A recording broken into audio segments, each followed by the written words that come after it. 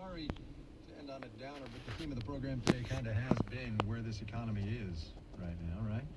A new study from the Center for Retirement Research at Boston College shows 51% of American households were at risk last year of not being able to maintain their standard of living in retirement.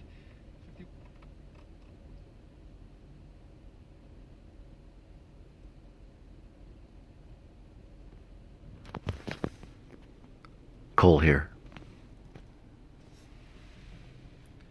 As we're seeing here, we're at Walk and Roll, which is a restaurant also known on certain apps as East Ocean, run by a little management company that you can barely see called Witzman, out in the middle of Louisville.